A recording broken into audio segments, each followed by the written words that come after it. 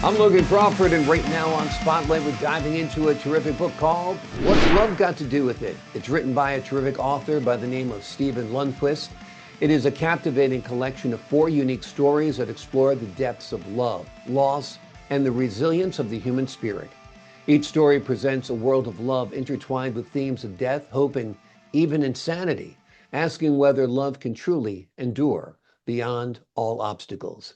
We're delighted to have this very talented author join us here today on Spotlight. We thank the team at Atticus Publishing for helping us put him in the spotlight today, and we ask viewers like you to support authors like him by subscribing to our channel and by purchasing his wonderful book.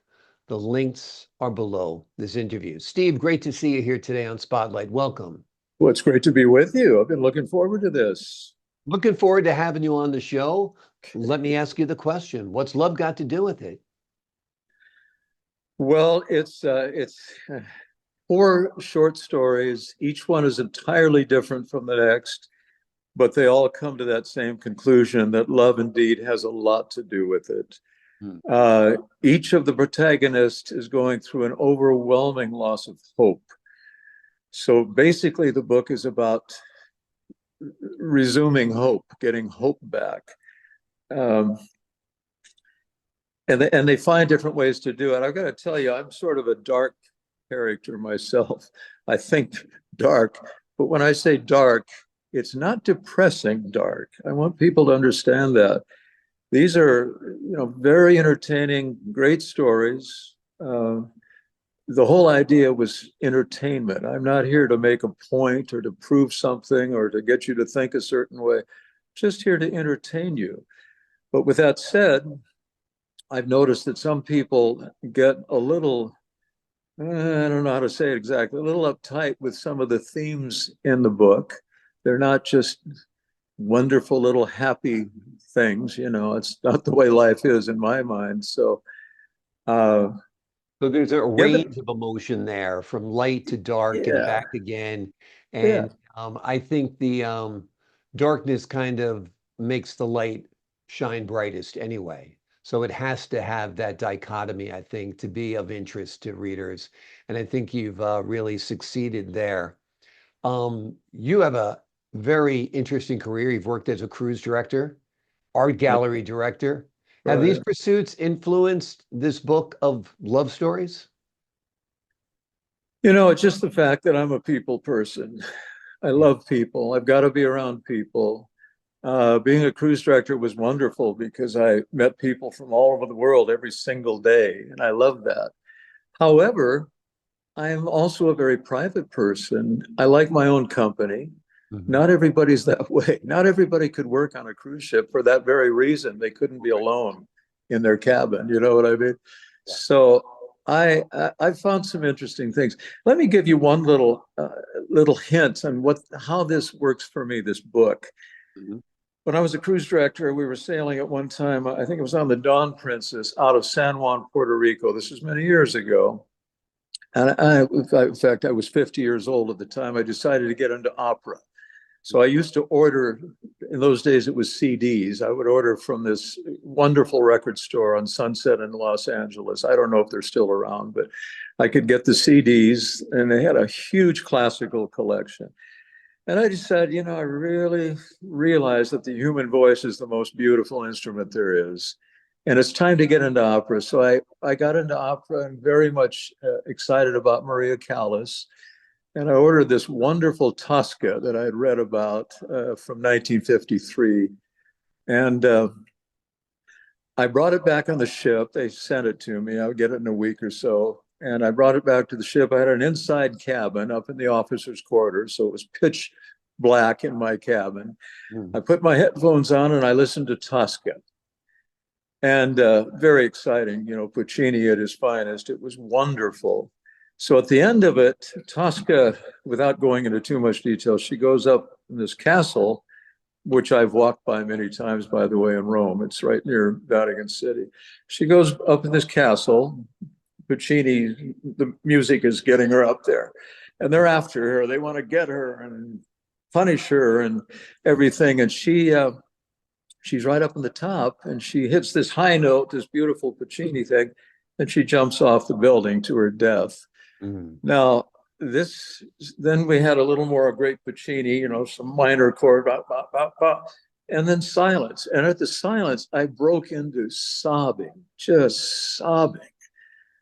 And very interestingly, this went on for minutes. I'm still in the dark. And then I went back for seconds. So I played it all through again, knew it was coming. Same thing at the end, right? Silence and the same amount of sobbing with the same intensity. Mm. And the reason I'm telling you this is, why did I go back for seconds? Well, if it brought that much pain, is that really pain? It's a beautiful pain. Mm. I think that, and I'm trying to connect this to my book and how I wrote the book. I think we find a lot of love in a lot of pain sometimes. And that type of pain, I'm glad that I went through that. I was glad enough to go back for more. It hurt, you're sobbing, literally sobbing. But the beauty of it, and to me, it was all the dignity that Tosca showed when she jumped off there. They're not going to get her. They're not going to tell her how to live her life or to die. She would make that decision. So I see that type of thing. And I'm that way in a lot of ways, by the way. I think anybody who reads that book and thinks, boy, what a fool, that guy would want to hear that again and go through it. That's the person who doesn't need to read the book. But the people, and there are a lot of people in this world who, on both sides, the people who would see what I saw and feel what I saw, and there are many of you out there, folks. I encourage you to read the book. Great entertainment, and yeah, there's some things in there they're sad, but once again, never depressing. The outlook of the book is hope. It's all about hope. The resurrection of hope is what I call it. So that's I don't know if that explained anything or Oh, it confused does. you. Absolutely. Absolutely. Now, the book is made of comprised of four stories. Tell us about one of them. Give us a little bit of an overview of at least one. Well, the first one is the poet of Auschwitz, and I think that confuses some people as well. It's meant to be a beautiful love story. That's Mm. all I had when I started writing it. I hadn't written anything in a long time, and I just felt, okay, I need to write this. And what happens is you've got this guy who's talking to his wife. He says, I never expected to live this long. I just keep waking up, but always with you on my mind. That's the opening words to the story. And then he's talking about how he wants revenge on these people who took his wife at the gate there and threw her into the showers, quote unquote. So he wants revenge. It's all about revenge. So he goes into another dimension. And these dimensions, and I think I kind of live in these dimensions. I think the best way to think of the dimension when you're reading this book is it's like dreaming when you're awake. How real dreams can be, but they can be when you're awake too. So he goes in here and he actually goes back and gets his revenge. Now, and then he comes back and he's almost dead. That's what you don't understand when you start reading the book. This guy's almost dead. He's gone through a lot. Mm. They've worked him over. He's almost dead. And then he talks to his wife's spirit. His wife's spirit comes to him. And she says, they talk about their love for each other, which is eternal, basically, in this story. She says, take my hand and let me guide you into eternity. And he says, I've got to go back. I'm not through what they did to you. I've got to. So he goes back, and it turns out that he's back. Is he an apparition? I think he is. But the two people in this bunker in Berlin see him, and the lady is very upset with him. Why, somebody, well, how did this Jew get into our wedding chamber? And she's talking, and she's really upset. She's really belittling him and everything. And the guy says, leave him alone, Eva. He's not here for you. Well, if you know anything about that history, Eva Braun was Hitler's mistress, right? And they actually got married in the bunker. So, and they probably died the next day. So they intended to take the cyanide capsules and die. Okay. So anyway, he has this conversation with Hitler, which is very interesting.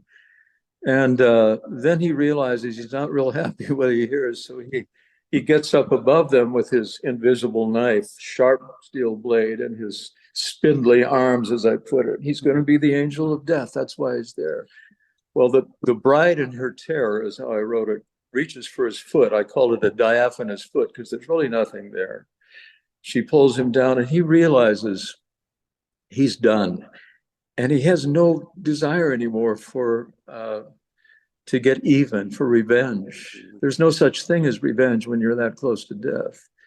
So he has this beautiful prayer in there. And once again, I encourage people to read it.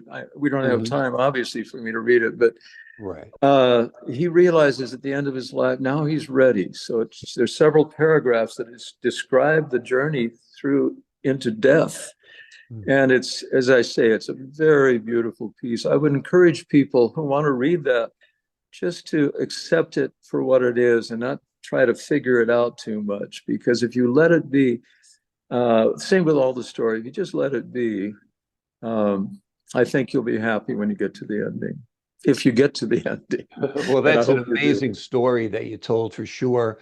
It sounds like these stories could easily be made into films or a TV series. Have you thought about that? Is that your wish, your dream, your hope, perhaps? You know, I hadn't, but I had one friend who liked the second story called Las Vegas. This is the most controversial story. Some people won't even, they get halfway through and they refuse to keep reading. And I was told, where did you end? Well, I was saying that he's a gang rape and stuff. I can't. I said, turn the page. You don't even know who she is or why she is this way. I fell in love with this protagonist. Her name is Lisa. The love I had for her is what kept me writing all the evil that was in there. But if you get through it and you get to the end, you'll understand it. Right. Then another story is called The Secret to Happiness. And I got to tell you, that was my favorite to write. It's fun. It's so different from the other stories, but I had the idea of a film noir from the 40s or 50s. That's what I had in my mind. So Detective Bogart style is sitting behind his desk and a beautiful young lady walks in. That's all I had.